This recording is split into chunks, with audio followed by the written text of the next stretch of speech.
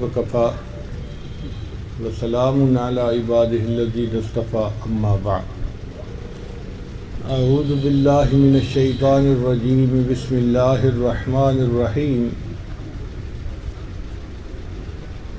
والذین آمنوا اشد حبا للہ سبحان ربک رب العزۃ عما یصفون وسلام علی المرسلین والحمد للہ رب العالمین اللہم صلی علی سیدنا محمد وعلی آل سیدنا محمد وبارک وسلم۔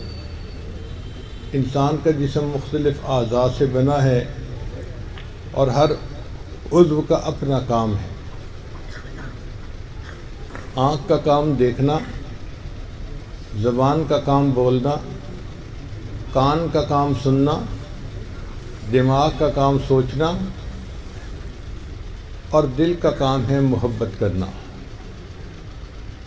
دل بحر محبت ہے، محبت یہ کرے گا، لاکھ اس کو بچا تو یہ کسی پر تو مرے گا۔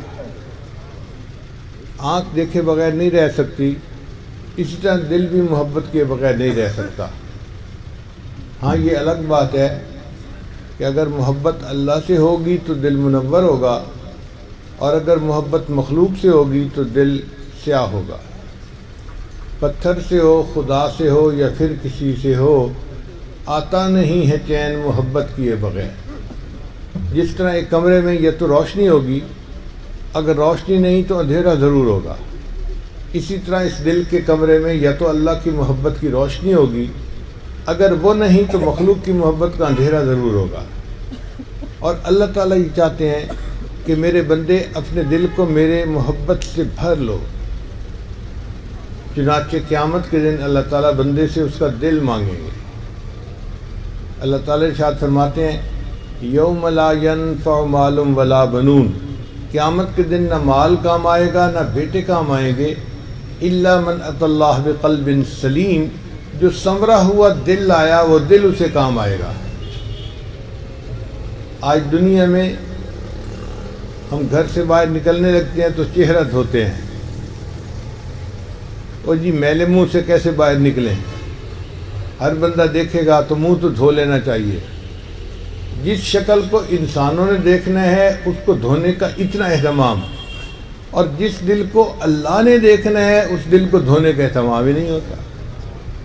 اس دل پر گناہوں کے کتنے داغ لگ گئے اس کو کوئی نہیں دیکھتا۔ کپڑے پر ہلکا سا داغ لگ جائے عورتیں فوراً کہتی ہیں جی آپ کپڑے بدل لیں، داغ اچھا نہیں لگتا۔ بھئی کپڑے کا داغ اتنا برا نہیں ہوتا، دل کا داغ زیادہ برا ہوتا ہے، اور ہم دل کے داغ پہ دھیان ہی نہیں دیتے۔ نبی علیہ السلام نے ارشاد فرمایا جب کوئی بندہ گناہ کرتا ہے اس کے دل پر ایک نقطہ لگ جاتا ہے سیاہ، اگر توبہ کر لے وہ نقطہ دھل جاتا ہے، اور اگر دوسرا گناہ کر لے تو ایک نقطہ اور لگ جاتا ہے، حتیٰ کہ نقطے لگتے لگتے دل انسان کا بالکل سیاہ ہو جاتا ہے۔ تو ہمیں اپنے دل پر محنت کرنی چاہیے تاکہ یہ دل سنور جائے اور اللہ تعالیٰ اس دل کو قبول فرما لے۔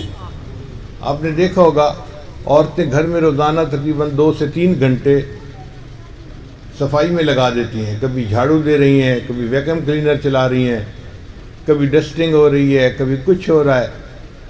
کیوں 2-3 گھنٹے لگاتی ہیں صفائی میں؟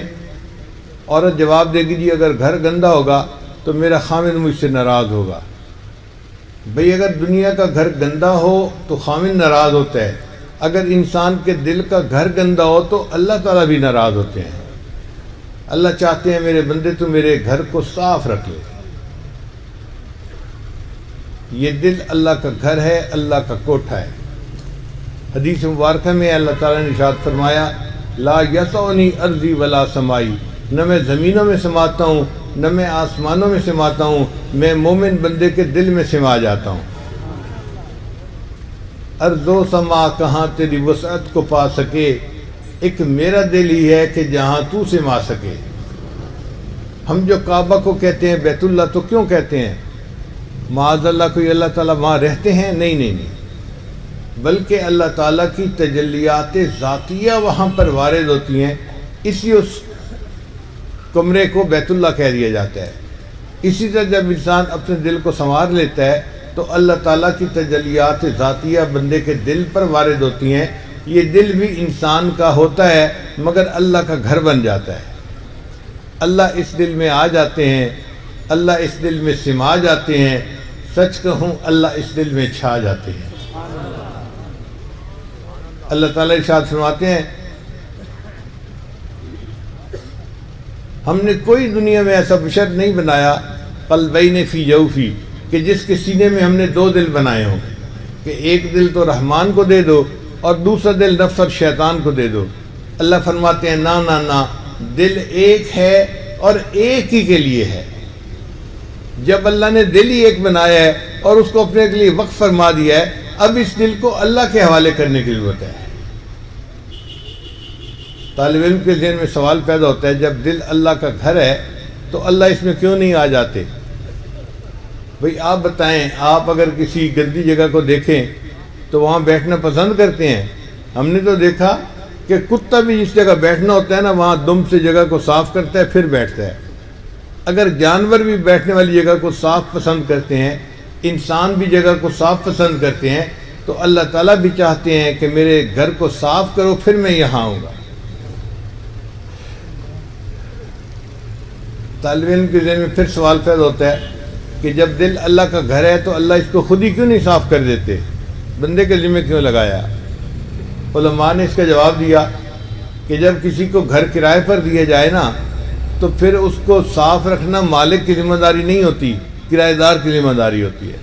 مالک پہلے ہی بتا دیتا ہے بھائی میرے گھر کو صاف رکھنا، استعمال کرنا ہے، تو اگر آپ نے گندا کر دیا میں اٹھا دوں گا آپ کو. تو جس طرح کرایہ دار کو گھر صاف رکھنا ضروری ہے، اللہ نے یہ دل کچھ وقت کے لیے ہمیں استعمال کے لیے دے دیا، اب اس کو صاف کرنا بھی ہماری ذمہ داری ہے. حدیث مبارکہ میں آتا ہے اگر کسی گھر میں یا کمرے میں کسی زندہ کی تصویر ہو، انسان کی، جانور کی، تو رحمت کا فرشتہ اس جگہ پہ داخل نہیں ہوتا.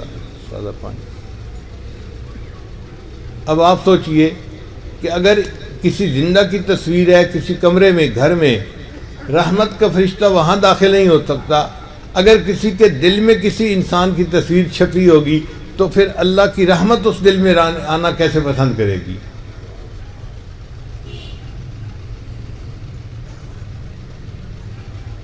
اس لیے اللہ تعالیٰ بھی چاہتے ہیں کہ میرے بندے تو اپنے دل کو صاف کر دے، جب تو نے صاف کر لیا تو میں اس کو نور سے بھر دوں گا. آپ کسی کے پاس دودھ لینے کے لیے جاتے ہیں مگر برتن میلا ہوتا ہے، گندا ہوتا ہے، تو دودھ دینے والا دودھ نہیں ڈالتا، وہ کہتا ہے بھئی برتن صاف لے کے آؤ.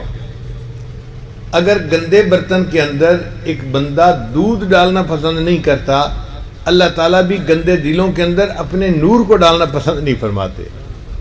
اللہ بھی کہتے ہیں میرے بندے برتن کو صاف کر دے پھر میں بھی اسے کو نور سے بھر دوں گا. اب اس برتن کو ہمیں صاف کرنا ہے. کیسے صاف کریں؟ اللہ کے ذکر سے. اللہ کے ذکر سے انسان کا دل صاف ہوتا ہے. دل کے اندر جو دنیا کی محبتیں ہوتی ہیں سب ختم ہو جاتی ہیں.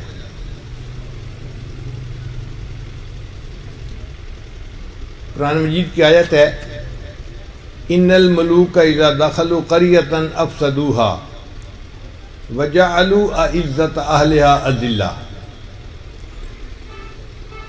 ظاہری معنی تو یہ ہے کہ جب ملکہ بلقیس نے اپنے اسمبلی ممبروں سے پوچھا کہ سلیمان علیہ السلام کا خط آیا ہے میں کیا کروں، تو انہوں نے کہا تھا فانظری ماذا تأمرین، کہ ملکہ سلامت قدم اٹھائیں ہم آپ کے ساتھ ہیں. یہ پرانا دستور چلا آ رہا ہے، شروع سے لوگ یہی کہتے آئے ہیں ساتھ والے.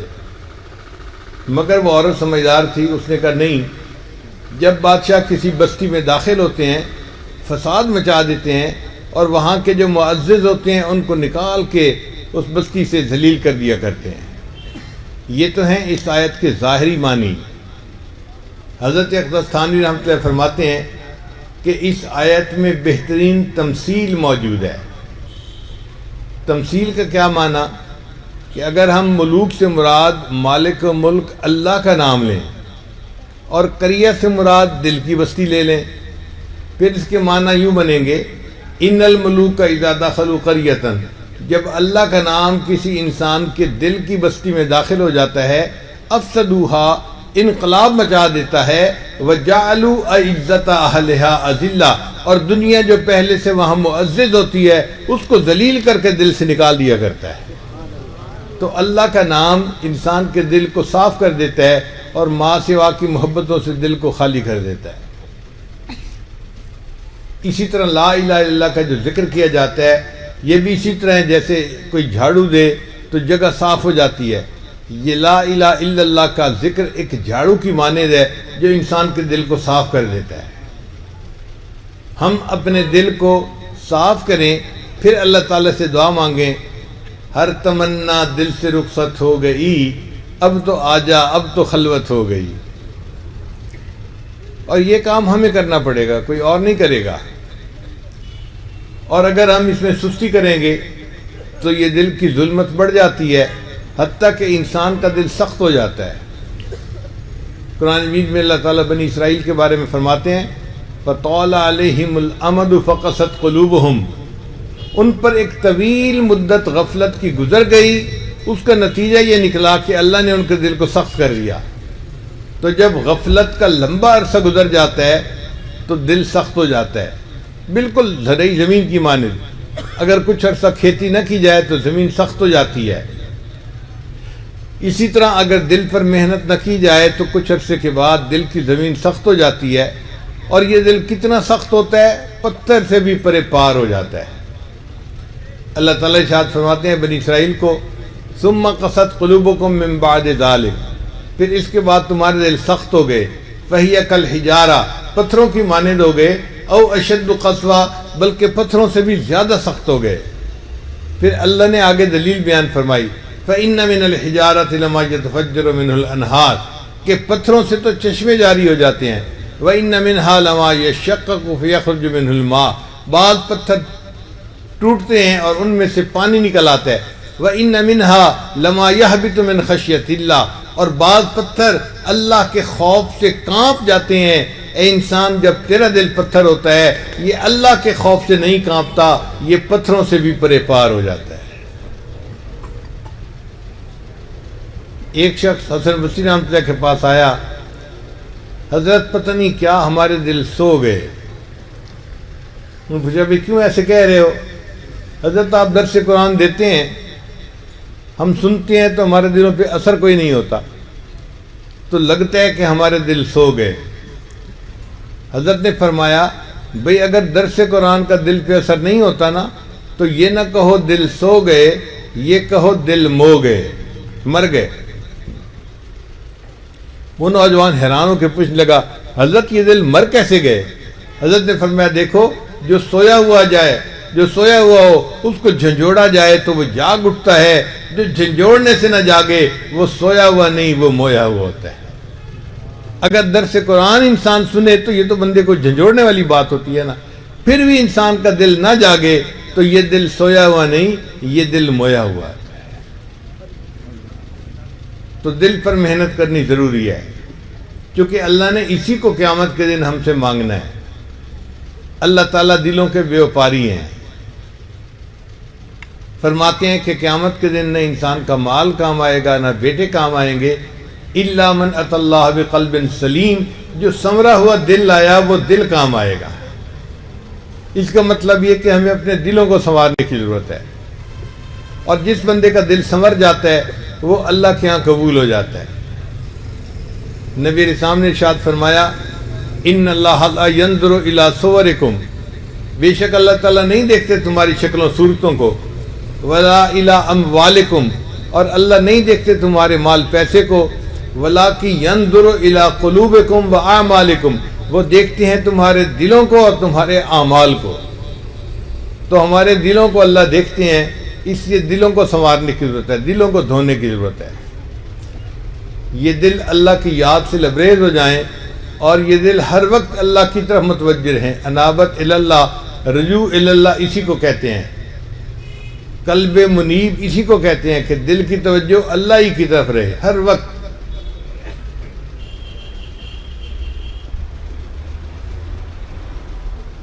اللہ تعالیٰ قرآن مجید میں ارشاد فرماتے ہیں ان اللہ اشتری من المؤمنین انفسهم واموالهم بان لهم الجنہ، اللہ نے مومنوں سے ان کے جان اور مال کو جنت کے بدلے میں خرید لیا ہے۔ مفسرین نے یہاں علمی نکتے لکھے ہیں، وہ فرماتے ہیں کہ اللہ نے یہ نہیں کہا کہ میں نے جنت کو بیچ دیا ہے جان اور مال کے بدلے، اس لیے کہ بیچتا ہے انسان اپنی چیز کو دو وجوہات سے، یا تو حاجت ضرورت ہوتی ہے تو چیز بیچ کے پوری کر لیتا ہے، او جی قرضہ دینا ہے چلو گاڑی بیچ دیتے ہیں، او جی بندہ لینے والا پیسے تنگ کر رہا ہے چلو مکان بیچ دیتے ہیں۔ تو انسان اپنی چیز کو بیچ کر اپنی حاجت کو پوری کر لیتا ہے، یا پھر زیادہ فائدے کی توقع ہوتی ہے تو چیز کو بیچتا ہے۔ پلاٹ خریدا تھا 50 لاکھ کا، اب اس کی قیمت لگ گئی 1 کروڑ روپیہ، اچھا جی پلاٹ کو بیچ دیتے ہیں، قیمت اچھی لگ رہی ہے۔ اب یہ دونوں باتیں اللہ کی شان میں ممکن ہی نہیں، نہ اللہ کو کوئی احتیاج ہے کہ وہ جنت کو بیچے، نہ اللہ کو کسی سے زیادہ فائدے کی امید ہے کہ وہ اپنی جنت کو بیچے۔ اللہ نے بیچنے کا لفظ ہی استعمال نہیں کیا، اللہ نے بات کا انداز ہی اور اختیار فرمایا کہ اللہ نے مومن کے جان اور مال کو جنت کے بدلے خرید لیا ہے۔ بات تو سمجھ آ گئی، لیکن ایک سوال طالب علم کے ذہن میں پیدا ہوتا ہے کہ جب اللہ نے خریدنا ہی تھا تو پھر بندے کا دل اللہ کا گھر تھا، تو چاہیے تھا کہ اللہ اس کا بھی تذکرہ کرتے کہ میں نے بندے سے دل بھی خرید لیا۔ کیونکہ ہمارے پاس جب کبھی پیسے تھوڑے جمع ہو جاتے ہیں نا، تو سب سے پہلا کام بچہ یہ کرتا ہے اپنا گھر خریدتا ہے، اور جی کرائے سے جان چھوٹے گی، اپنا گھر ہونا چاہیے۔ عورتیں بھی کمیٹی ڈالتی ہیں اور چاہتی ہیں کہ اس گھر اپنا ہو، تو جب پیسے ہوں تو پہلے گھر خریدا جاتا ہے۔ اللہ نے خریدنا تھا تو جان اور مال کیوں خریدے بھائی؟ دل کو خریدتے جو گھر ہے اللہ کا۔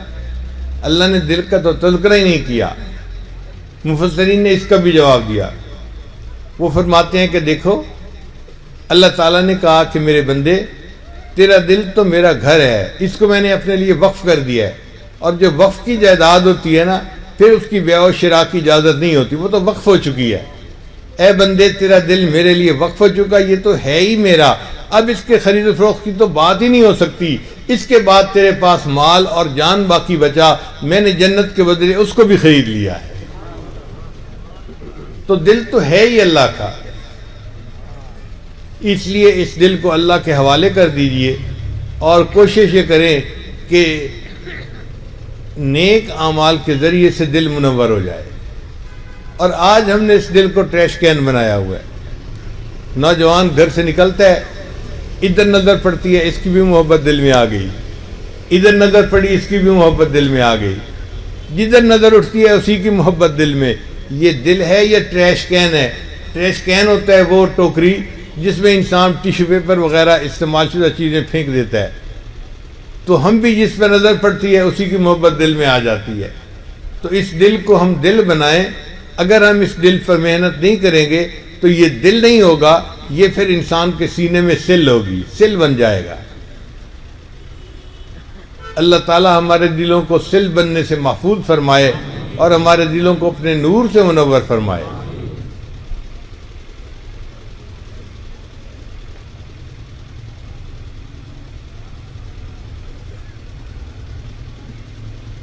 نبی اسلام نے ارشاد فرمایا ان فی الجسد بنی آدم لمضغہ، کہ بنی آدم کے جسم میں گوشت کا ایک لوتھڑا ہے، اذا فسدت فسد الجسد کلہ، جب وہ بگڑتا ہے تو پورے جسم کے اعمال بگڑ جاتے ہیں، اور جب وہ سنورتا ہے تو پورے جسم کے اعمال سنور جاتے ہیں۔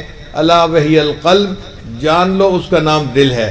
تو دل کے سنورنے سے انسان سنورتا ہے اور دل کے بگڑنے سے انسان بگڑتا ہے، اس لیے دل پر منحصر ہے معاملہ سارا۔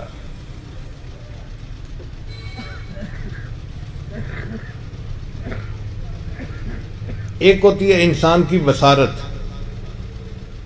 وہ ہوتی ہے آنکھوں کی بینائی، ایک ہوتی ہے انسان کی بصیرت، وہ ہوتی ہے دل کی بینائی۔ اگر انسان گناہ کرتا رہے تو اندھا ہو جاتا ہے، جس طرح انسان کی آنکھیں اندھی ہو جاتی ہیں۔ اب آنکھیں اندھی ہو تو راستہ نظر نہیں آتا، تو جس کا دل اندھا ہوتا ہے اس کو بھی ہدایت کا راستہ نظر نہیں آتا. اور اصلی اندھا پن دل کا اندھا پن ہے. اللہ تعالیٰ نے نوح علیہ السلام کی قوم کے بارے میں قرآن مجید میں فرمایا انہم کانوا قوما عمین، اندھی قوم تھی. اب اندھی قوم سے کیا مراد؟ ساری ان آنکھوں سے نابینا تھی؟ نہیں، آنکھوں سے بینا تھی، دل کی نابینا تھی. اس لیے اللہ نے ان کو کہا کہ وہ تو اندھی قوم تھی. اور سچی بات ہے کہ اندھا پن دل کا ہی ہوتا ہے.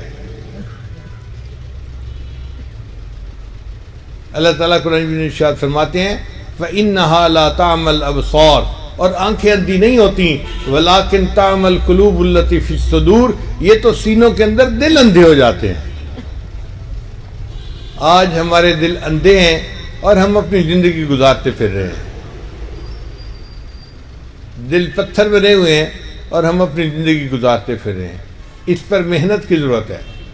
جب محنت کریں گے تو اس دل میں اللہ کی محبت آئے گی، پھر اللہ اس کو محبت کی نظر سے دیکھیں گے. ایک عجیب بات ہے کہ اللہ تعالیٰ نے کوہ طور پہ تجلی ڈالی، جعلہ دکا وخر موسیٰ صاعقہ، تو جس پہاڑ پہ تجلی پڑی چوٹی پر، وہ بالکل جل کے کوئلہ بن گئی. الحمدللہ مجھے اللہ نے کوہ طور دیکھنے کا موقع نصیب کیا تو میں نے دیکھا کہ وہاں بڑی بڑی چٹانیں، یعنی ہاتھ میں نہیں آتی اتنی بڑی بڑی چٹانیں، اور آپ اس کو ایک انگلی پہ اٹھا سکتے ہیں. جیسے جلے ہوئے کوئلے کا وزن نہیں ہوتا، ان چٹانوں کا جلنے کے بعد وزن ہی ختم ہو گیا ہے. ایک انگلی پہ اس پوری چٹان کو یوں آپ اوپر اٹھا لیں. لوگ کہتے ہیں کہ جی کوہ طور جل کے سرما بن گیا تھا. واقعی سرما بن گیا تھا، کوئلہ بن گیا تھا. اس چٹان کو آپ ہاتھ سے یوں ملیں تو وہ بالکل سرما بن جائے گی. تو کسی نے کوہ طور سے پوچھا کہ بھئی اللہ نے تیرے اوپر تجلی ڈالی تھی تو سرما کیوں بن گیا، ریزہ ریزہ کیوں ہو گیا؟ پہاڑ نے جواب دیا تھا کہ اگر میں اپنی حیثیت پہ قائم رہتا تو اللہ کی تجلی میرے اوپر پڑتی اور میری اوپر کی سطح سے ٹکرا کر واپس چلی جاتی. جیسے روشنی اوپر کی سطح سے ٹکرا کے واپس آ جاتی ہے، منعکس ہو جاتی ہے. تو جب اللہ نے میری طرف محبت کی نظر سے دیکھا، تجلی ڈالی، تو میں نے سوچا میری قسمت جاگی، میں ریزہ ریزہ بن جاتا ہوں.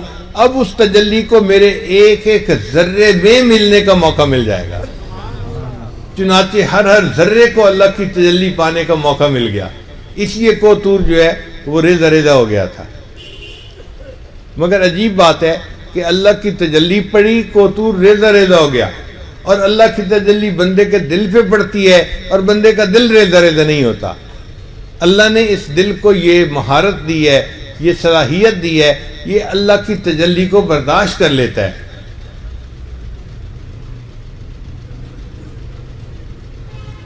حضرت مفتی تقی عثمانی دامت برکاتہم فرماتے ہیں بسا لینا کسی کو دل میں دل کا ہی کلیجہ ہے. دل کا کلیجہ کا مطلب یہ کہ یہ دل کا ہی کارنامہ ہے.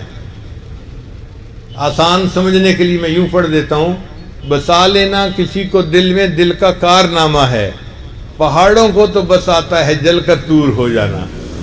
پہاڑ تو بس جل کے طور بن جاتے ہیں، یہ دل میں کسی کو بسا لینا یہ دل کا ہی کمال ہے. تو بندے کا دل کا کمال دیکھیں کہ اللہ کی محبت دل میں آتی ہے، تجلی آتی ہے اور بندے کا دل اس کو برداشت کر جاتا ہے.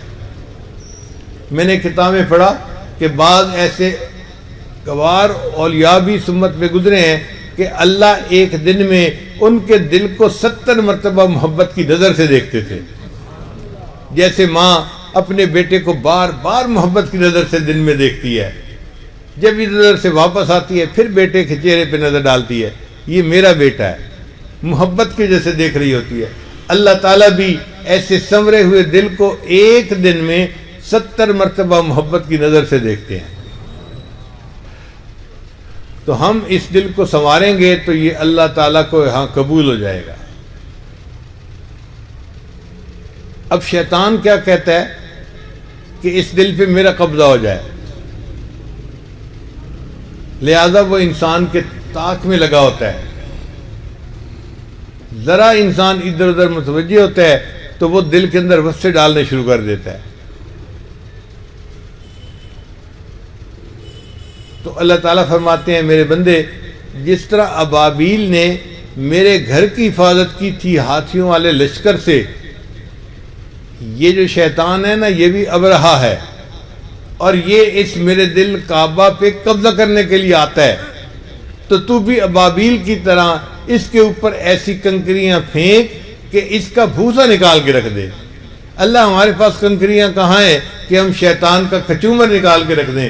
اللہ فرماتے ہیں میرے بندے، تم جو اللہ اللہ کہو گے یا لا الہ الا اللہ کی تسبیح پڑھو گے، یہ ابابیل کی کنکریوں کی مانند بن جائے گی اور اس شیطان کا کچومر نکال کے رکھ دے گی۔ ہم نے اپنے دل پر اس ابرہا کو قبضہ نہیں کرنے دینا، یہ دل میں ٹھان لیجئے، اور اللہ اللہ کا ذکر کر کے، لا الہ الا اللہ کا ذکر کر کے اس اللہ کے دل گھر کی حفاظت کر لیجئے، پھر دیکھیے اللہ تعالیٰ کتنے خوش ہوتے ہیں۔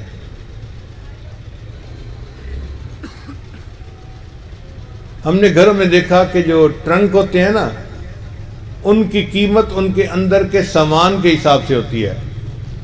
ہمارے گھر میں اتنی بڑی بڑی پیٹیاں ہوتی ہیں جن میں سردیوں کے لحاف اور تکیے اور کمبل وغیرہ رکھے ہوتے ہیں، ان کو تالا بھی کوئی نہیں لگاتا، اس لیے کہ اس میں جو چیزیں ہیں وہ ذرا قیمتی نہیں ہیں، ان کو تالا کیا لگانا۔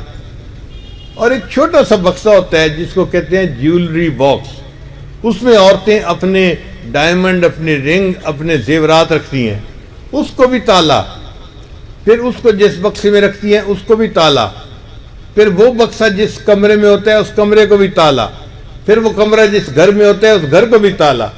اتنے تالوں میں وہ چھوٹا سا جیولری باکس رکھا جاتا ہے۔ عورت سفر سے گھر واپس آئے نا تو سب سے آ کے وہ دیکھتی ہے میرا جیولری باکس تو محفوظ ہے نا، چوری تو نہیں ہوا۔ کیوں اس کو بار بار دیکھتی ہے؟ اس کی قیمت زیادہ ہے، اس میں مال قیمتی ہے، اس لیے اس کی کیئر زیادہ کی جا رہی ہے۔ اسی طرح انسان کا جسم ایک بکسے کی مانند ہے، اور انسان کا دل اگر اس میں سنورا ہوا تو اس بکسے کے اندر سامان قیمتی ہوگا، اللہ کے ہاں بندے کی قدر و قیمت ہوگی۔ اور اگر انسان کے دل میں دنیا کی محبت بھری ہوئی ہے تو دنیا کی تو قیمت اللہ کے ہاں رائی کے پر کے برابر، بچھر کے پر کے بھی برابر نہیں ہے، تو ایسا بندہ اللہ کے ہاں بے قیمت ہو جاتا ہے۔ امام شافعی رحمۃ اللہ ایک مرتبہ حجام کے پاس تشریف لے گئے تو حجام نے دیکھا کہ ایک بندہ ہے پتلا دبلا سا، اور اس کے جسم کے اوپر معمولی سے کپڑے ہیں۔ اتنے میں ایک نواب آ گیا بال کٹوانے کے لیے، تو حجام نے امام شافعی کے بال کاٹنے کی بجائے اس نواب کو پہلے بٹھا لیا۔ اس کو پتہ تھا کہ یہ مجھے 2-4 درہم دے دے گا اور یہ فقیر بندہ تو کچھ بھی نہیں دے سکے گا، تو اس نے اس نواب کو بٹھا لیا۔ امام شافعی رحمۃ اللہ بال کٹوائے بغیر وہاں سے واپس آنے لگے تو انہوں نے اپنے خادم سے پوچھا بھئی تیرے پاس کچھ پیسے ہیں؟ اس نے کہا حضرت میرے پاس 300 درہم ہے۔ امام شافعی رحمۃ اللہ نے فرمایا یہ 300 درہم حجام کو ویسے ہی دے دو، یہ مال کا طلبگار تھا، میں پہلے آیا تھا، مجھے پہلے اس کو بٹھانا چاہیے تھا، مال کی طلب میں اس نے اس نواب کو پہلے بٹھایا، یہ مال کا طلبگار ہے، 2-3 ریال کی خاطر اس نے ایسا کیا، تو 300 ریال اس کو ویسے ہی دے دے۔ پھر وہاں سے جب چلے تو انہوں نے شعر پڑھے علیہ ثیاب لا یباع جمیعا، کہ میرے اوپر ایسے کپڑے ہیں اگر ان کپڑوں کو کوئی بندہ بیچے تو یہ سارے کپڑے مل کے ایک فلوس کے بدلے کوئی نہیں خریدے گا، 1 درہم کے بدلے کوئی نہیں خریدے گا، لیکن ان کپڑوں کے اندر ایک جان ہے، وہ اللہ کے ہاں اتنی قیمتی ہے، ساری دنیا کے خزانے مل جائیں اس جان کی قیمت ادا نہیں کر سکتے۔ اور یہی بات حضرت شاہ ولی احمد دہلوی رحمۃ اللہ نے ایک مرتبہ دہلی کی جامع مسجد میں جمعے کے خطبے میں کہی تھی، او مغل بادشاہو، تمہارے خزانے ہیرے جواہرات سے اور کن کن قیمتی پتھروں سے اور سونے چاندی سے بھرے پڑے ہیں، لیکن ولی اللہ کے سینے میں ایک دل ہے، تم ساری دنیا کے خزانے اکٹھے کر کے لاؤ، تم اس دل کی قیمت ادا نہیں کر سکتے۔ تو جب یہ دل اللہ کی محبت سے بھر جاتا ہے تو اللہ کے ہاں قیمتی بن جاتا ہے، پھر ساری دنیا کے خزانے بھی اس کی قیمت ادا نہیں کر سکتے۔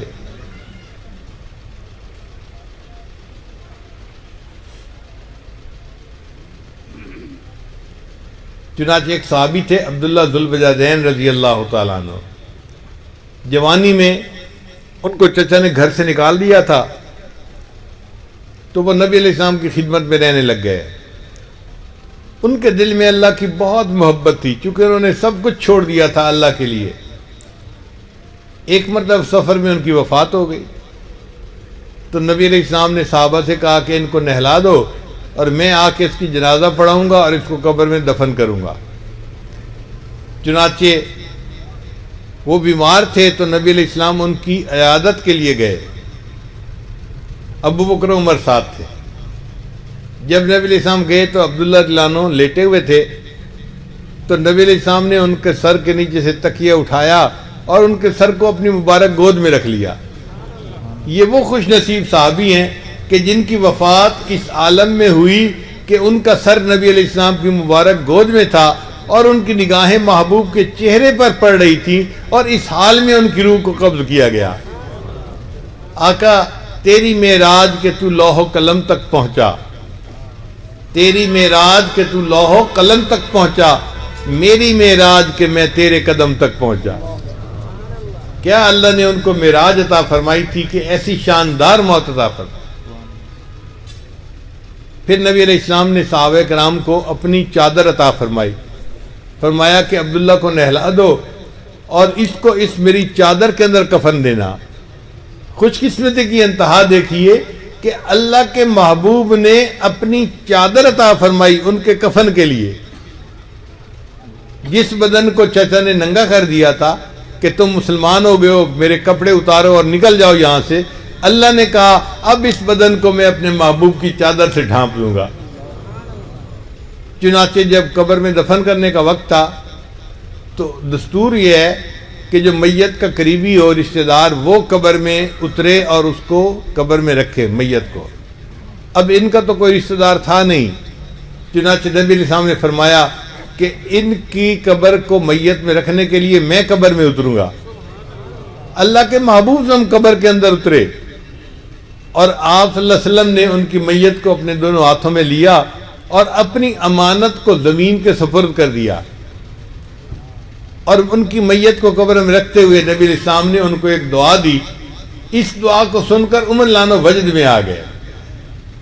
فرمایا کرتے تھے کہ اس لمحے میرے دل میں تڑپ پیدا ہوئی، کاش عبداللہ کی بجائے عمر الخطاب کا کی میت ہوتی۔ تو صحابہ نے پوچھا امیر المومنین آخر نبی علیہ السلام نے کیا الفاظ کہے تھے؟ تو بتایا کہ نبی علیہ السلام نے ان کی میت کو قبر میں رکھتے ہوئے یہ کہا تھا، اے اللہ میں عبداللہ سے راضی ہوں، تو بھی عبداللہ سے راضی ہو جانا۔ اے اللہ میں عبداللہ سے راضی ہوں، تو بھی عبداللہ سے راضی ہو جانا۔ تو جب انسان دل سنوارتا ہے تو اللہ کے محبوب بھی راضی اور اللہ تعالیٰ بھی اس بندے سے راضی ہو جاتے ہیں۔ اب ذکر کی کثرت سے اس دل کو ہمیں سنوارنا ہے۔ بیت ہونے کا اصل مقصد یہی ہوتا ہے کہ انسان ذکر سیکھے، روزانہ مراقبہ کرے، تسبیحات کرے تاکہ دل منور ہو جائے۔ پھر دل میں جب اللہ کی محبت آتی ہے تو انسان پھر نیکی کرتا ہے، شوق کے ساتھ نیکی کرتا ہے۔ آپ دیکھیں جن کا دل کہیں اٹکا ہوتا ہے نا، وہ دن میں ایک دفعہ نہیں پتہ نہیں کتنی مرتبہ فون پہ ایک دوسرے سے رابطہ کرتے ہیں۔ اسی طرح جس کا دل اللہ کے ساتھ اٹک جاتا ہے پھر اس کا دل چاہتا ہے میں نماز پڑھوں اور اللہ کے ساتھ میں ملاقات کروں۔ یہ نماز اللہ تعالیٰ سے ملاقات کا ایک بہانہ بن جاتی ہے۔ حدیث پاک میں آتا ہے کہ وہ بندہ قرآن مجید پڑھتا ہے الحمدللہ رب العالمین، اللہ تعالیٰ فرماتے حمدنی عبدی، میرے بندے نے میری حمد بیان کی۔ پھر وہ بندہ اگلی آیت پڑھتا ہے، اللہ اس کا جواب دیتے ہیں۔ ایک ایک آیت بندہ پڑھتا جاتا ہے، اللہ ایک ایک آیت کا جواب دیتے جاتے ہیں۔ جیسے ٹیلی فون پہ کمیونیکیشن ہو رہی ہوتی ہے نا، ایک بندہ بات کرتا ہے دوسرا جواب دیتا ہے پھر بات کرتا ہے، تو یوں سمجھیں کہ یہ قرآن مجید اللہ رب العزت کے ساتھ ہم کلامی ہوتی ہے بندے کی، اور نماز کی حالت میں اللہ تعالیٰ بندے کے سامنے تجلی فرماتے ہیں۔ چنانچہ اگر دل صاف ہو تو دل کی آنکھوں سے انسان اس تجلی کو دیکھ سکتا ہے، یہ ظاہر کی آنکھوں سے نہیں دیکھ سکتا، دل کی آنکھیں دیکھتی ہیں، بصیرت سے دیکھتا ہے، بصارت نہیں اس کو دیکھ سکتی۔ اب ہمارے دل چونکہ اندھے ہیں، ہمیں نماز میں کچھ نظر ہی نہیں آتا۔ شریعت کہتی ہے ان تعبد اللہ کأنک تراہ، اللہ کی عبادت ایسے کرو جیسے تم اللہ کو دیکھتے ہو۔ تو بھائی دیکھنے کی جو ہے وہ دیکھنا پاسبل ہے، تو شریعت نے کہا نا کہ ایسے عبادت کرو جیسے تم اللہ کو دیکھتے ہو۔ مگر کون دیکھے؟ آنکھ والا تیرے جوبن کا تماشا دیکھے، دیدہ ایک اور کو کیا آئے نظر کیا دیکھے۔ دل اندھا ہوتا ہے، وہ اللہ کو کیا دیکھے گا؟ اس لیے ہمیں نماز کی کیفیت ہی نہیں نصیب ہوتی۔ پھر جب دل میں اللہ کی محبت ہوتی ہے، انسان نماز کو خشوع خضوع کے ساتھ ادا کرتا ہے۔ آپ نے دیکھا دنیا میں ایک دوست دوسرے دوست کو ہدیہ بھیجتا ہے نا، تو کنوں کی ٹوکری اور امرود کی ٹوکری کو بھی گفٹ پیک کروا کے بھیجتے ہیں۔ ہدیہ ہے کیا؟ کنوں کی ٹوکری ہے، اور اس کو بھی گفٹ پیک کروایا ہوا ہے۔ کیوں؟ وہ جی محبوب کے ہاتھوں میں جائے تو محبوب کو پیکنگ اس کی اچھی ملنی چاہیے۔ بھئی اگر دنیا لوگوں کا یہ حال ہے تو بندہ جب نماز کو بھیجتا ہے تو نماز کو خشوع و خضوع سے گفٹ پیک کر کے اللہ کے حضور پیش کرتا ہے کہ میری نماز بھی اللہ کے حضور گفٹ پیک میں پیش ہو جائے، اللہ کو یہ نماز پسند آ جائے۔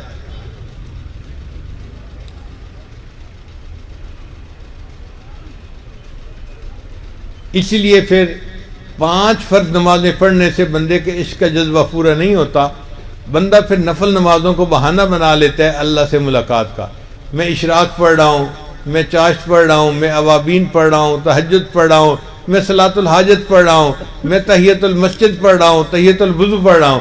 اصل میں تو اللہ سے محبت کی وجہ سے اس نے اللہ سے ہم کلامی کرنی تھی، اب اس نے نفلوں کو بہانہ بنا لیا ملاقات کا۔ حضرت مجذوب رحمۃ اللہ فرماتے ہیں بندگی سے ہمیں تو مطلب ہے، ہم ثواب و عذاب کیا جانیں۔ بندگی سے ہمیں تو مطلب ہے، ہم ثواب و عذاب کیا جانیں، کس میں کتنا ثواب ملتا ہے، عشق والے حساب کیا جانے۔ عشق والوں کو کیا حساب کتاب کا پتہ کہ جی اس نماز کو پڑھو ایک حج ایک عمرے کا ثواب ملے گا۔ ہم لپک پڑھتے ہیں، چلو جی ہم بھی اشراق پڑھیں، حج عمرے کا ثواب ملے گا۔ ہم ثواب کی خاطر نماز پڑھتے ہیں اور اللہ والے سواد کی خاطر نماز پڑھتے ہیں۔ ان کو لطف آ رہا ہوتا ہے، مزہ آ رہا ہوتا ہے، اس لیے وہ چاہتے ہیں کہ میں نماز پڑھوں۔ یہ اللہ کی محبت بڑی نعمت ہے، اس لیے نبی علیہ السلام نے دعا سکھائی، اللہم انی اسألک حبک، اے اللہ میں آپ سے آپ کی محبت کو مانگتا ہوں۔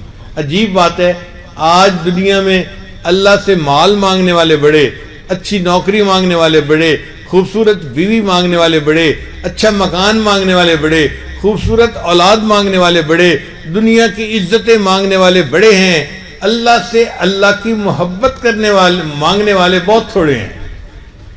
آپ نے دیکھا کبھی کسی نوجوان کو کہ رات کے آخری پہر میں اندھیرے میں رو رہا ہو اور اللہ سے مانگ رہا ہو، اے اللہ میں آپ سے آپ ہی کو چاہتا ہوں، اے اللہ اپنا تعلق دے دیجئے، اپنی محبت مجھے دے دیجئے، اپنی محبت میرے دل میں اتار دیجئے۔ تمنا ہی نہیں رہی دلوں میں۔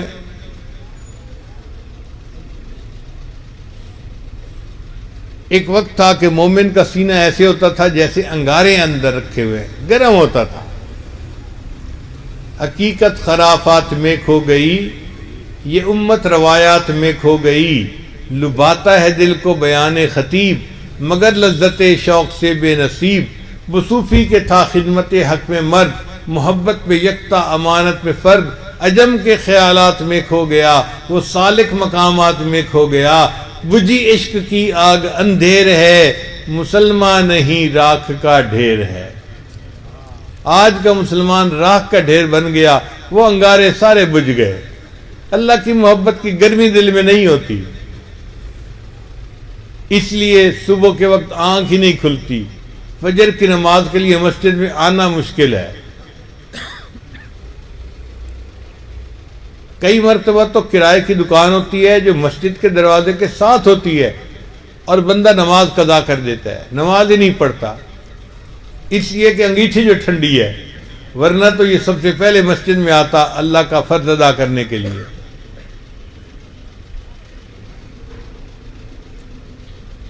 ہم اللہ رب العزت سے اللہ کی محبت کو مانگیں. اگر یہ محبت ہمیں نصیب ہو گئی تو ہماری زندگی کا مقصد پورا ہو گیا. وہ لوگ مسکین ہوتے ہیں کہ جو دنیا میں زندگی گزار کے چلے جائیں اور اللہ کی محبت کا مزہ نہ چکھیں. نبی علیہ الصلوۃ والسلام نے اس بندے کو مسکین کہا جس کی بیوی نہ ہو, اس لیے کہ وہ بلوغ کی لذت نہیں لے سکتا. تو نبی علیہ السلام نے اس کو مسکین کہا کہ جس کی بیوی نہیں وہ بیچارہ مسکین ہے. اسی طرح جس بندے نے دنیا میں اللہ کی محبت کا مزہ نہیں چکھا وہ بھی اس سے بڑھ کر مسکین ہے. دنیا میں یہ مزہ چکھ سکتے ہیں, جس نے دنیا میں یہ مزہ نہ چکھا وہ پھر بعد میں نہیں چکھ سکے گا. اس لیے اللہ سے یہ دعا مانگیے کہ اللہ ہمیں بھی زندگی میں ایسا وقت دکھائے کہ ہمارا دل اللہ کی محبت کا مزہ پائے. اور یہ مشکل نہیں ہے.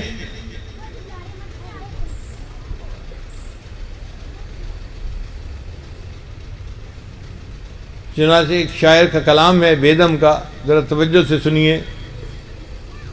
بے خود کیے دیتے ہیں انداز حجابانہ, آ دل میں تجھے رکھ لوں اے جلوہ جانانا.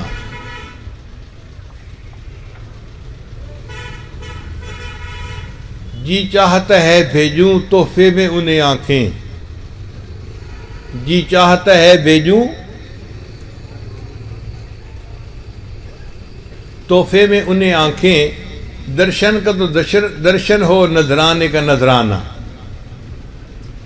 کیوں آنکھ ملائی تھی کیوں آگ لگائی تھی. جس بندے کی کیفیت بند ہو نا, جس پر قبض کی کیفیت طاری ہو, وہ اس کیفیت میں اگر یہ شعر پڑھے نا تو عجیب مزہ آتا ہے. اس لیے کہ جس بندے کے دل میں اللہ کی محبت آتی ہے نا وہ از خود نہیں آ جاتی, پہلے اللہ اس کو پسند کرتے ہیں تب اس کے دل میں محبت آتی ہے. یحبہم ویحبونہ, قرآن مجید نے کہہ دیا پہلے اللہ بندے سے محبت کرتے ہیں پھر بندہ اللہ سے محبت کرنے والا بن جاتا ہے. تو اس کا مطلب یہ کہ جس بندے کے دل میں اللہ کی محبت ہو, یہ اس بات کی دلیل ہے کہ اللہ اس سے محبت فرماتے ہیں. تو شاعر کہتا ہے کیوں آنکھ ملائی تھی کیوں آگ لگائی تھی, اب رخ کو چھپا بیٹھے کر کے مجھے دیوانہ. کیا لطف محشر میں شکوے کیے جاؤں, کیا لطف محشر میں شکوے کیے جاؤں, وہ ہنس کے کہے جائیں دیوانہ ہے دیوانہ. اللہ ہمیں بھی ایسی دیوانگی والی اپنی محبت عطا فرمائے.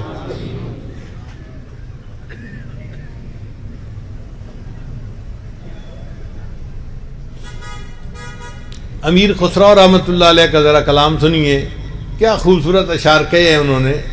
فارسی کا کلام ہے, فرماتے ہیں جان ز تن بردی و در جانی ہنود. اے محبوب آپ نے میرے جسم سے میری جان تو نکال دی اور خود آپ میری جان بن گئے. میرے جسم سے جان تو نکال دی اور خود آپ میری جان بن گئے. جان ز تن بردی و در جانی ہنود, درد ہا دادی و درمانی ہنود. اے محبوب آپ نے مجھے درد عطا فرما دی اور اس کی درد کی دوا بھی تو آپ خود ہی ہیں. آشکارا سیدہ امبش غافتی, محبوب آپ کی پلکوں کے تیر نے میرے سینے کو چیر کے رکھ دیا. وہم چنا در سیدہ پنہانی ہنود, اور اس چیرے ہوئے سینے میں محبوب آپ ہی تو چھپ کے بیٹھے ہوئے ہیں. ملک دل کر دی خراب از تیغ ناز, اے محبوب آپ نے ناز کی تلوار سے میرے دل کو ویران کر دیا۔ اس سے پہلے میرے دل میں ہزاروں محبتیں تھیں، مال کی بھی محبت، سونے کی بھی محبت، حسن کی بھی محبت، فلاں کی بھی محبت، میرا دل بھرا ہوا تھا محبتوں سے۔ تیری ناز کی تلوار ایسے چلی کہ سب محبتوں کو اللہ آپ نے اس میں سے نکال کے رکھ دیا، تو آپ نے میرے دل کے ملک کو ویران کر دیا۔ وَأَنْدَرِي وِيرَانَ سُلْطَانِي حُنُود، اور اے محبوب اس ویرانے میں ابھی بھی حکمرانی اور سلطانی تو آپ ہی کی ہے۔ قیمت خود ہر دو عالم گفتئی، اے محبوب آپ نے اپنے وصل کی قیمت دو عالم بتائی ہے کہ نہ دنیا کی خواہش ہو نہ کوئی آخرت کی۔ قیمت خود ہر دو عالم گفتئی، نرخ بالا کن کے ارزانی حنود، اے محبوب قیمت بڑھا دیجئے، آپ نے تو وصل کی قیمت بہت تھوڑی بتائی ہے۔ یہ دونوں جہان کی تمناؤں کو دل سے نکال دینا کون سی بڑی قیمت ہے؟ آپ کی وصل کے لیے تو ہم بہت کچھ اور بھی قربان کر سکتے ہیں۔ تو جن کے دل میں اللہ کی محبت ہوتی ہے وہ یوں سب کچھ اللہ کے لیے قربان کرنے کو تیار ہوتے ہیں۔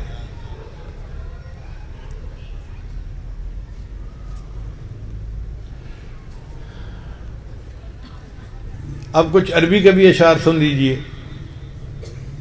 چونکہ علماء طلباء کافی ہیں، امید ہے کہ وہ عربی کے ان اشعار کو زیادہ سمجھیں گے اور انجوائے کریں گے۔ شاعر کہتے ہیں واللہ ما طلعت شمس ولا غربت الا وانت فی قلبی ووسواسی، اللہ کی قسم نہ کبھی سورج طلوع ہوا اور نہ کبھی سورج غروب ہوا، مگر اے محبوب میرے دل میں اور میری سوچ میں ہر وقت تو ہی تو ہوتا ہی ہے۔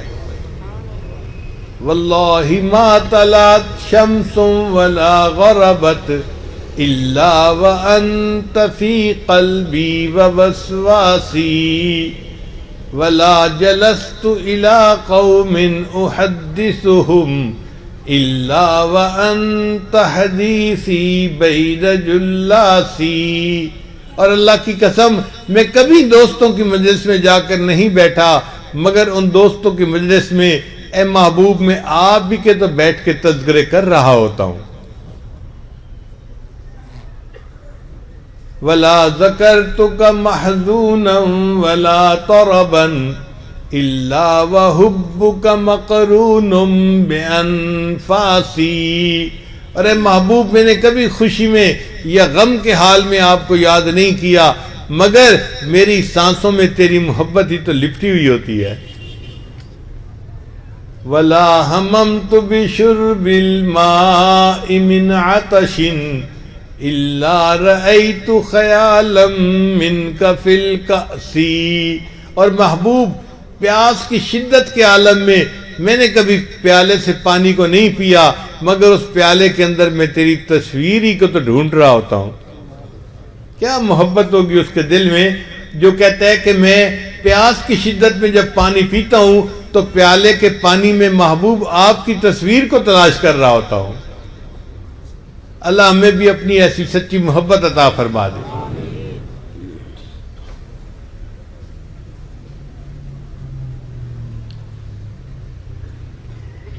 دنیا میں بعض ایسے لوگ گزرے کہ واقعی انہوں نے اللہ کی محبت کا حق ادا کر دیا، جیسے سیدنا ابراہیم علیہ السلام۔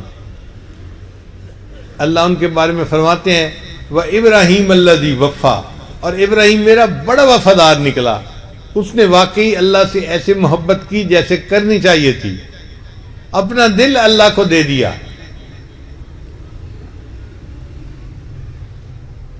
کتاب میں واقعہ لکھا ہے ابراہیم علیہ السلام اپنی بکریاں چراتے ہوئے جا رہے تھے، قریب سے ایک آدمی گزرا اور اس نے اللہ تعالیٰ کی تعریف کی، سبحان ذی الملک والملکوت، سبحان ذی العزت والعظمت والہیبت والقدرت والکبریاء والجبروت۔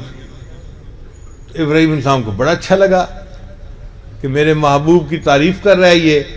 دل نے کہا کہ اے خلیل یہ اللہ کی تعریف کرتا رہے اور تو سنتا رہے۔ اس کو کہا اے بھائی ذرا ایک مرتبہ یہ الفاظ پھر ریپیٹ کر دینا۔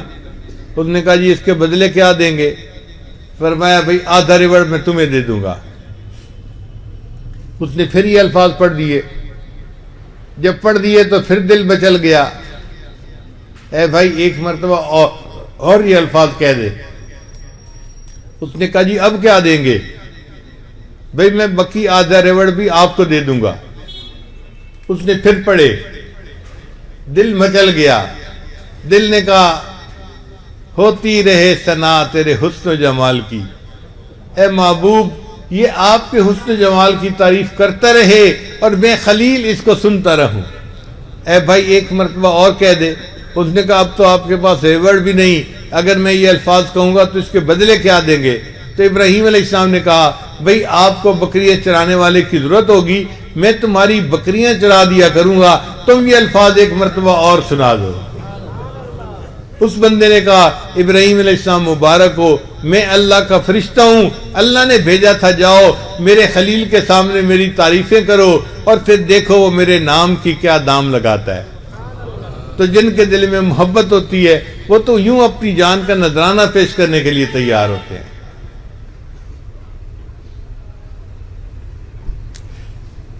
حضرت مولانا رشید احمد گنگوئی رحمۃ اللہ نے کسی کتاب میں لکھا ہے کہ جس بندے نے پوری زندگی میں ایک مرتبہ محبت سے اللہ کا نام لیا، جس بندے نے پوری زندگی میں ایک مرتبہ محبت سے اللہ کا نام لیا، یہ اللہ کا نام جو ایک دفعہ اس نے لیا، یہ عمل کبھی نہ کبھی اس کے لیے جہنم سے نکلنے کا سبب بن جائے گا۔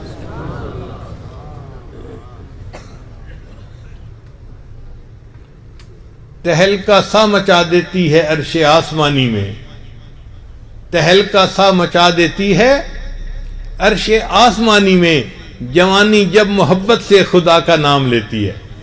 جب کوئی نوجوان آدمی محبت سے اللہ کا نام لیتا ہے تو آسمانوں پہ تہلکا مچ جاتا ہے، فرشتے حیران ہوتے ہیں یہ کون بندہ ہے جو اتنی محبت سے اللہ کا نام لے رہا ہے۔ ایک مرتبہ اللہ کو دل کی گہرائیوں سے پکار لیجئے، اللہ اللہ اللہ۔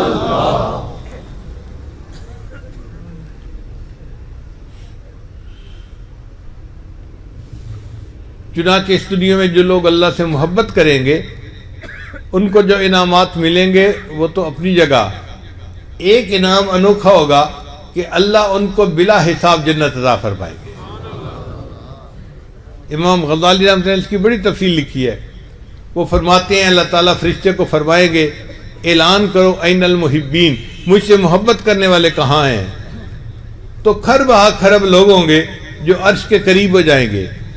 فرشتہ پوچھے گا بھئی آپ اللہ سے محبت کرنے والے لوگ کیسے؟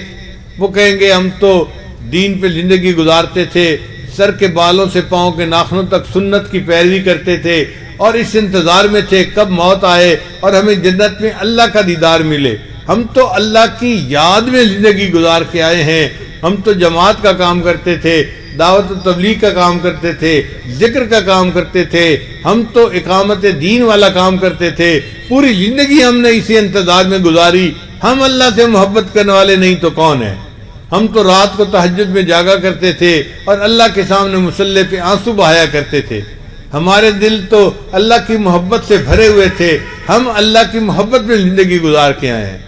فرشتہ اللہ تعالیٰ سے پوچھے گا یا اللہ یہ سارے لوگ یہ دلیل دے رہے ہیں، اللہ فرمائیں گے فرشتے یہ لوگ سچ کہہ رہے ہیں، یہ میری یاد میں ہی زندگی گزارنے والے لوگ ہیں، اب ان سب کو کہہ دو کہ یہ بلا حساب جنت چلے جائیں، مجھے ان سے حساب لیتے ہوئے حیا آتی ہے۔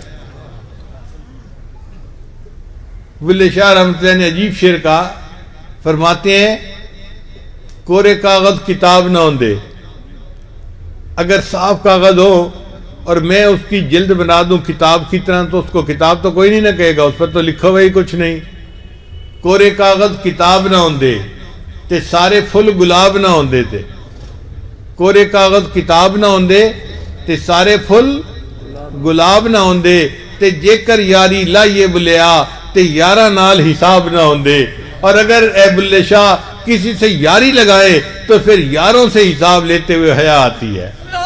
جب بندے کو یاروں سے حساب لیتے ہوئے حیا آتی ہے تو جو بندہ دنیا میں اللہ سے محبت کرے گا، اللہ کو قیامت کے دن اس کا حساب لیتے ہوئے حیا آئے گی۔ اللہ فرمائیں گے میرے بندے بلا حساب جنت میں چلے جاؤ۔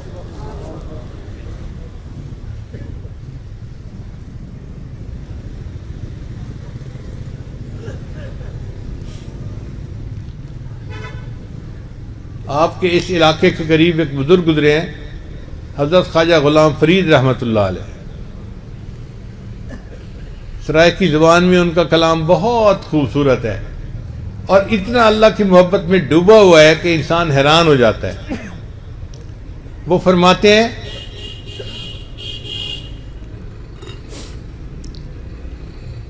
اور کہانی مول نہ بھانی، اور کوئی کہانی مجھے اچھی نہیں لگی، اور کہانی مول نہ بھانی، الف ہی کو ہم بس وے میاں جی۔ الف سے مراد اللہ، اے میاں جی مجھے ایک اللہ ہی کافی ہے، اس کے سوا کوئی اور کہانی مجھے اچھی نہیں لگتی۔ اور کہانی مول نہ بھانی، الف ہی کو ہم بس وے میاں جی، بیتے دی میں کلوڑ نکائی۔ یعنی الف سے مراد اللہ، اور جو ماں سوا ہے اس کو سب کو بیتے کہہ دیا۔ بیتے دی میں کلوڑ نکائی، الف لے دل کھس وے میاں جی۔ اے میاں جی مجھ سے تو الف نے میرا دل ہی چھین لیا ہے۔ اور کہانی مول نہ بھانی، الف ہی کو ہم بس وے میاں جی، بیتے دی میں کلوڑ نکائی، الف لے دل کھس وے میاں جی، عشقوں مول فرید نہ پھرسوں۔ اے غلام فرید میں اللہ کے عشق سے پیچھے نہیں ہٹوں گا، میں اللہ کے ساتھ عشق والی بات کو نہیں چھوڑوں گا۔ عشقوں مول فرید نہ پھرسوں، روز نویں ہم چس وے میاں جی۔ اے میاں جی اس اللہ کی محبت کا روز ایک نیا مزہ ہے جو اللہ مجھے عطا کرتے ہیں، میں اس کو کیوں چھوڑوں؟ تو جو اللہ سے محبت کرتے ہیں ان کو یوں اللہ کی جو ہے نا چس عطا فرما دیتے ہیں محبت کی۔ پھر ساری محبت دنیا سے انسان دلی طور پہ بیگانہ ہو جاتا ہے اور اللہ کا دیوانہ ہو جاتا ہے۔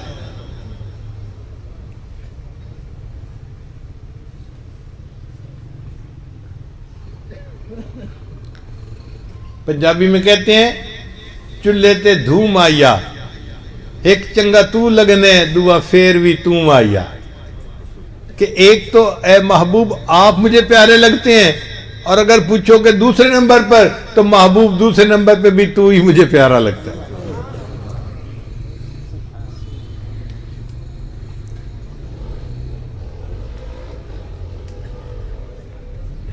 عشق خدا یارو نار غضب دی، عشق خدا یارو نار غضب دی، تے ویکھو قسمت وچ ونج پئی ہاں تے سڑ بھج گئی ہاں۔ خواجہ غلام فرید رحمۃ اللہ کا کلام۔ عشق خدا یارو نار غضب دی، تے ویکھو قسمت وچ ونج پئی ہاں تے سڑ بھج گئی ہاں۔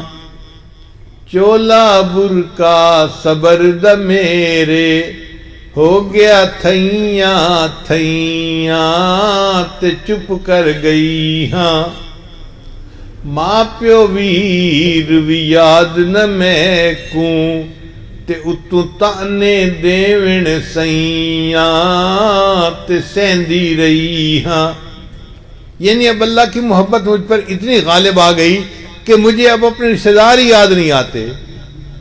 ماں پیو ویر بھی یاد نہ میں کوں، تے اتو تانے دیوین سیاں تے سیندی رہی ہاں غلام فرید اے آکھ سجن نو میں تا در تیڑے تے پئی ہاں تے جے ہو جئی ہاں غلام فرید اے آکھ سجن نو میں تا در تیڑے تے پئی ہاں تے جے ہو جئی ہاں۔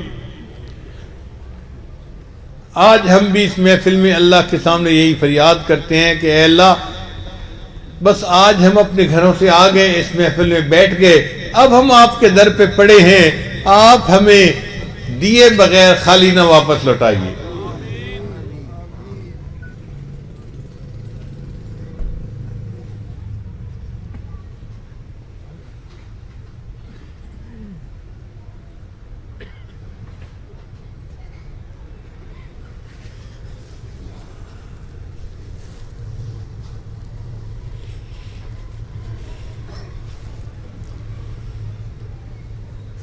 قیامت کے دن اللہ تعالیٰ جب پوچھیں گے کہ میرے بندے تم مجھ سے محبت کیوں نہیں کرتے تھے، تو بھائی ایک بات تو ہے نا، ہم اتنا تو کہہ سکیں گے اے اللہ ہم نے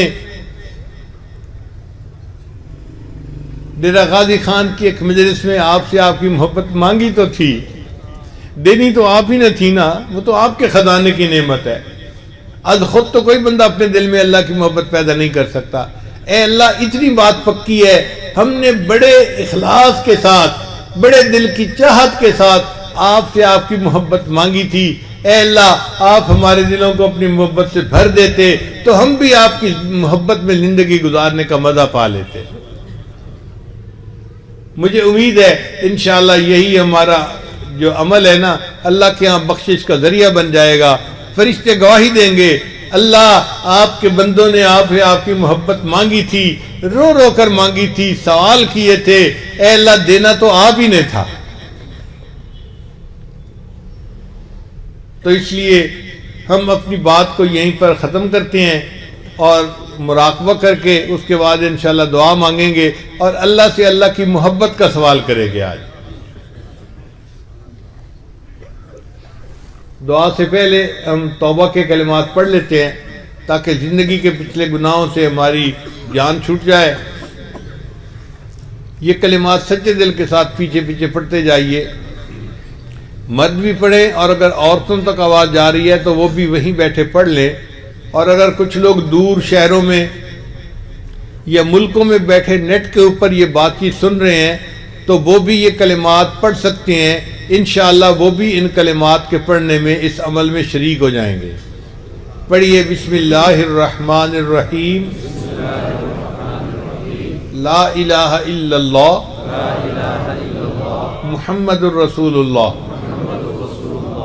آمنت باللہ وملائکتہ وکتبہ ورسلہ والیوم الآخر والقدر خیرہ وشرہ من اللہ تعالی والبعث بعد الموت، آمنت باللہ کما ہوا باسمائہ وصفاتہ وقبلت جمیع احکامہ اقرار باللسان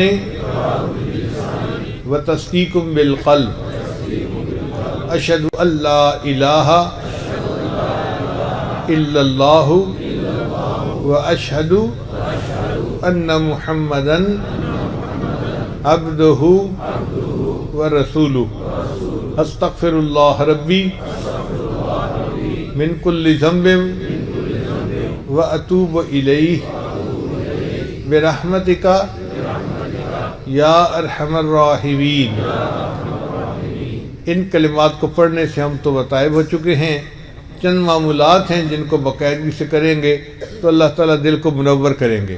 پہلا عمل 100 مرتبہ استغفار صبح و شام پڑھنا، دوسرا عمل 100 مرتبہ درود شریف صبح و شام پڑھنا، تیسرا عمل قرآن مجید کی تلاوت روزانہ کرنا، ایک پارہ ہو تو بہت اچھا، مشکل ہو تو آدھا پارہ صحیح، کوئی آدھا پارہ بھی نہیں پڑھ سکتا تو ایک پاؤ ایک ربع پڑھ لے، اگر کوئی ایک ربع بھی نہیں پڑھ سکتا تو ایک صفحہ پڑھ لے، مگر قرآن مجید کو پڑھے بغیر دن نہیں گزرنا چاہیے۔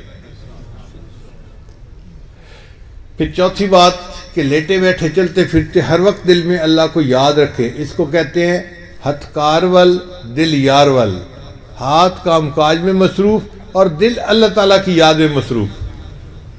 اور پانچویں چیز ہے مراقبہ۔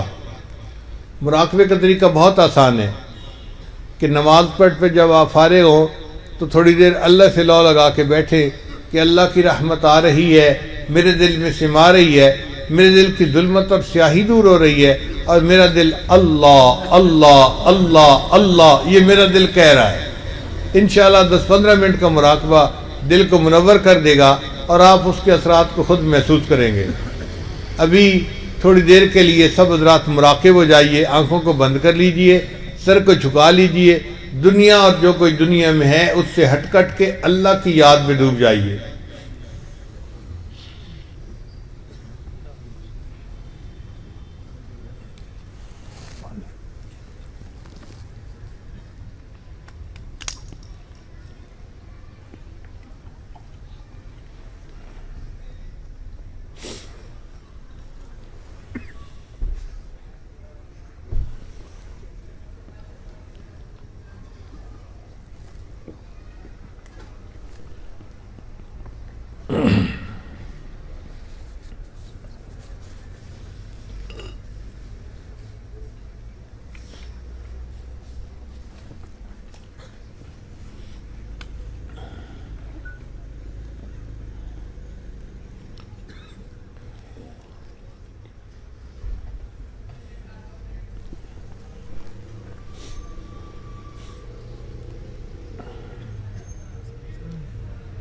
تکڑی گھت کے تول نماہی تے اسی ڈاڈے عیباں بھرے، تکڑی گھت کے تول نماہی تے اسی ڈاڈے عیباں بھرے، در آیاں دی لاج تہانوں چاہے کھوٹے تے چاہے کھرے،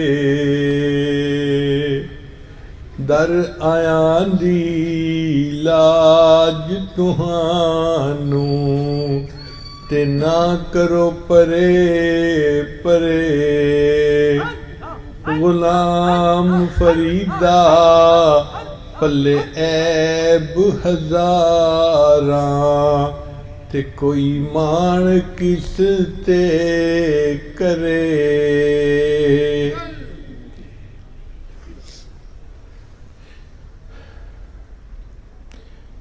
نہ میں سوہنی تے نہ گن پلے تے میں سائنوں کیویں مناواں،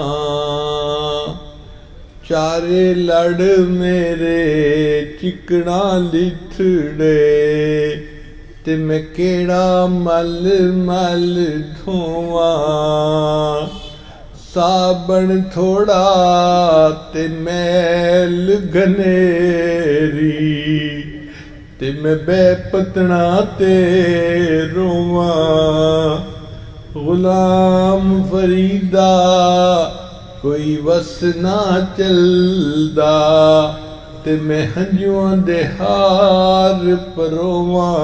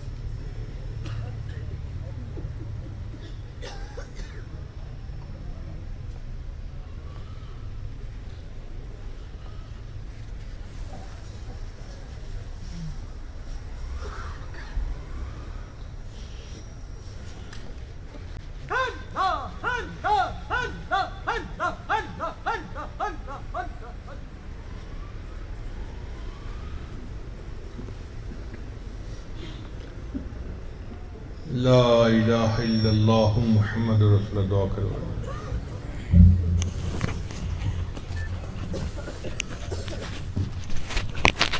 دعا کر لیجئے. سبحان ربی الاعلی الوہاب. اللہم صلی علی سیدنا محمد وعلی آل سیدنا محمد وبارک وسلم. ربنا آتنا فی الدنیا حسنة وفی الآخرة حسنة وقنا عذاب النار. ربنا لا تزغ قلوبنا بعد إذ هديتنا وهب لنا من لدنك رحمة إنك أنت الوهاب. اے اللہ ہم سب کے صغیرہ کبیرہ گناہوں کو معاف فرما. اللہ ہماری خطاؤں سے درگزر فرما. ہمارے عیبوں کی پردہ پوشی فرما. اللہ اپنے عشق کی آتش ہمارے سینوں میں پیدا فرما. ہمارے انگ انگ روئیں روئیں سے اپنے ذکر کو جاری فرما. ہڈی ہڈی بوٹی بوٹی میں اپنی یاد کو پیدا فرما. اے اللہ جو گناہ ہم نے دن میں کیے معاف فرما. جو راتوں میں کیے ہیں معاف فرما. اللہ جو گناہ محفلوں میں کیے ہیں معاف فرما. اللہ جو گناہ تنہائیوں میں کیے ہیں معاف فرما. اللہ جو گناہ ہمیں یاد ہیں وہ بھی معاف فرما. اللہ جو گناہ کر کے بھول چکے ہیں وہ بھی معاف فرما. اللہ آپ کے محبوب نے آپ کا در دکھلایا. یہ بھی بتلا دیا کہ اس در کے سوا کوئی دوسرا در نہیں. اللہ ہم آپ کے سامنے ہاتھ پھیلائے بیٹھے ہیں. اللہ رحم و کرم والے معاملے فرما. اللہ رات کے اس وقت میں دنیا کے بادشاہوں نے بھی اپنے دروازے بند کر لیے. اللہ آپ کا دروازہ اب بھی کھلا ہے. اللہ رحم و کرم والے معاملے فرما. اللہ خالی ہاتھ نہ لوٹا. اے اللہ کبھی بھی اپنے در سے دور نہ فرما.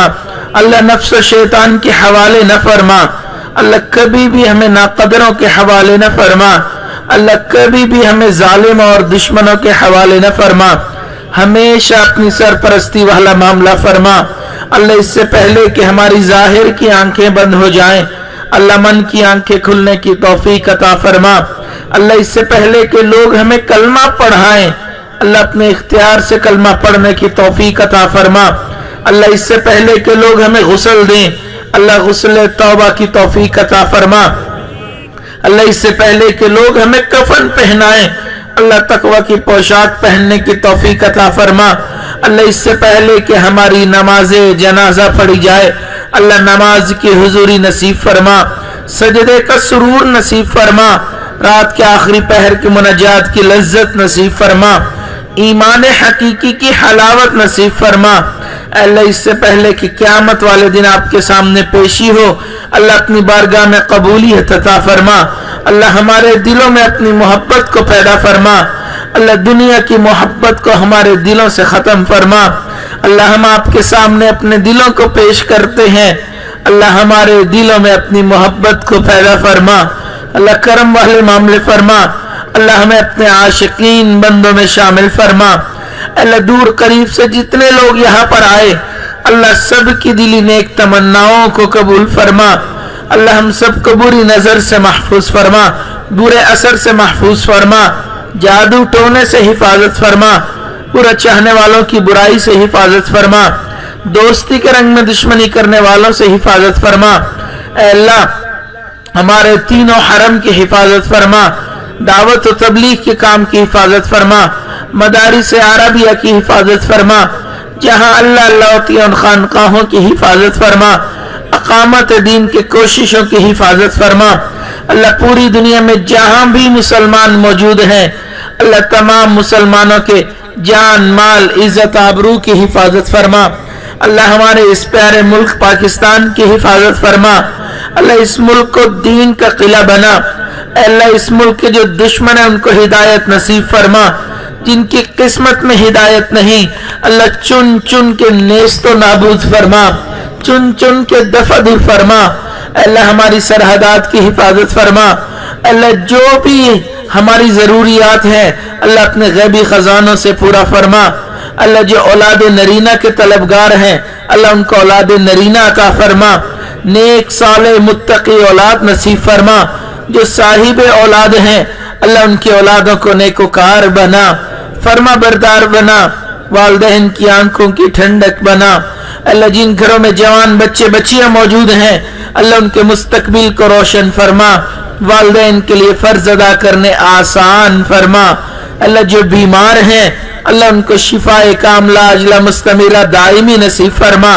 اللہ ان کی دواؤں میں شفا عطا فرما، کھانے پینے میں شفا عطا فرما، اللہ ظاہری اور باطنی ہر بیماری سے شفا کاملہ عطا فرما، اللہ جو قرض میں ڈوبے ہوئے ہیں قرض کی ادائیگی کی سبیل پیدا فرما، اللہ جو روزگار کی وجہ سے پریشان ہے اللہ ان کو حلال پاکیزہ طیب وافر برکت والا آسان روزگار عطا فرما، اللہ جو جس وجہ سے پریشان ہے اللہ ان کی پریشانیوں کو خوشیوں میں تبدیل فرما، اللہ ہمارے عزیز و اقارب مشائخ جو فوت ہو گئے اللہ ان کی مغفرت فرما، جن کی آپ نے مغفرت کر دی قرب کے اعلیٰ ترین درجات عطا فرما، اللہ قاری مزمل صاحب رحمت اللہ علیہ اس دنیا سے رخصت ہوئے اللہ ان کی آگے کی منزلوں کو آسان فرما، اللہ ان کی قبر پر کروڑوں رحمتیں نازل فرما، اللہ ان کی موجودگی کی وجہ سے جو برکتیں اور رحمتیں تھیں اللہ ان کو دوام نصیب فرما، اللہ جو پیچھے رہنے والے لوگ ہیں ان کی اولاد ہیں اللہ ان کو صبر جمیل عطا فرما، اس صبر پر اجر عظیم نصیب فرما، اے اللہ جہاں حضرت مولانا مدثر صاحب پر جو ذمہ داری ڈالی گئی اللہ اس ذمہ داری کو نبھانے کی توفیق عطا فرما، اے اللہ ان کے فیض کو عالم کے کونے کونے تک پہنچا، اے اللہ ہماری ان دعاؤں کو اپنی رحمت سے قبول فرما، جو مانگنا تھا نہیں مانگ سکے اللہ آپ جانتے ہیں ہمیں وہ بھی عطا فرما، اللہ ہم نے اپنی اوقات کے بقدر مانگا اللہ ہمیں اپنی شان کے مطابق عطا فرما، ہماری ان دعاؤں کو اپنی قبول فرما، ربنا تقبل منا انك انت السميع العليم وتب علينا انك انت التواب الرحيم، وصلى الله تعالى على خير خلقه سيدنا محمد وعلى آله واصحابه اجمعين برحمته